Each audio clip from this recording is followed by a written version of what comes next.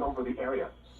Automated gauges report 1 to 1.25 inches of rain. First EAS of 2018. An additional ½ inch is expected through 9 p.m. Yes. This will result in flooding, particularly across low-lying and poor drainage areas. Check that Some out. This is rises will EAS, occur man. along small creeks and streams, which may surpass bankful.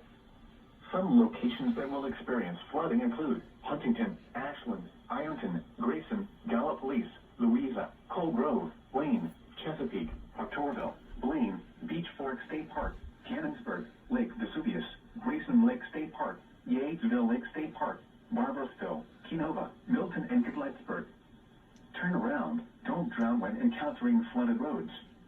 Most flood deaths occur in vehicles. Be especially cautious at night when it is harder to recognize the dangers of flooding. Excessive runoff from heavy rainfall will cause flooding of streets around Huntington. What? No.